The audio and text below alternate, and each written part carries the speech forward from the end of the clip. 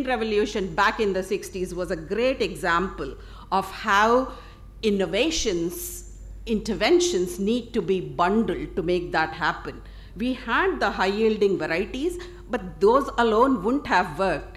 They needed fertilizers, they needed irrigation, they needed policies to support that, to provide access to those. Okay, we did might not have gotten that completely perfectly, given that we probably didn't focus enough on the marginal groups and so on. But this is the kind of, framework that we are following to implement the process.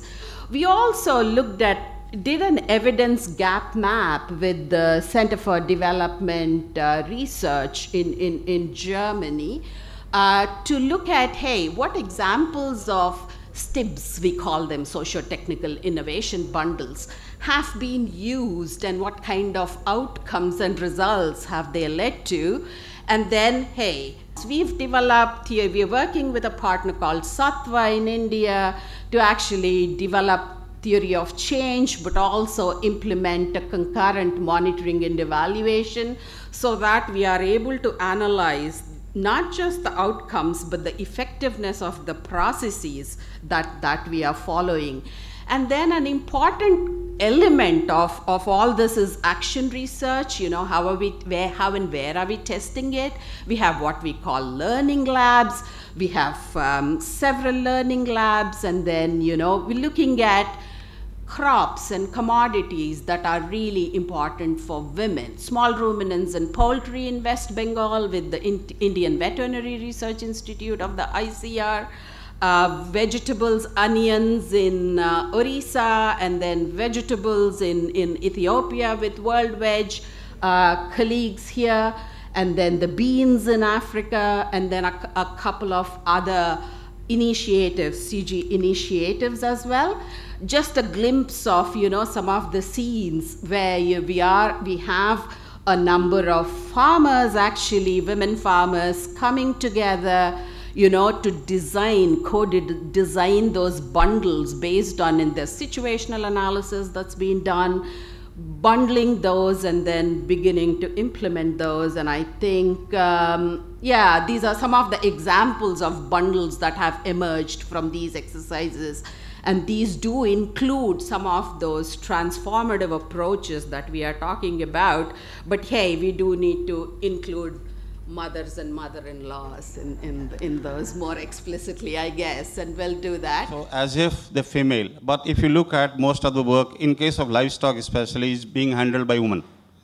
And in society, it is not felt good that if woman is talking to the outsiders, to the extension agents, they would remain behind.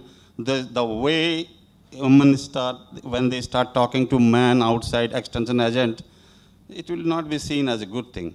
That was our traditional approach. So when the opportunity came and we thought that it's a good opportunity to see the other side of it. And we have also seen, when you are talking about the many technologies, we are bundling the technologies only. What about the social norms? What are the different things? They also have impact on adoption process. Why is it particularly more important in the Indian context? And would we lose anything if we didn't follow this approach? The whole social innovation bundling with technical innovations. Yeah, if you want to see our technologies, whatever institutions have developed, they are transmitted in true spirit. So we have to have participation of both man and woman. So far it was an imbalanced one. So that could be one of the major reasons that many of the technologies failed at the field level, and the women were not taken into confidence. And the feedback was also not coming from the field about the performance of the technology at the field level, if they are failing, why they are failing.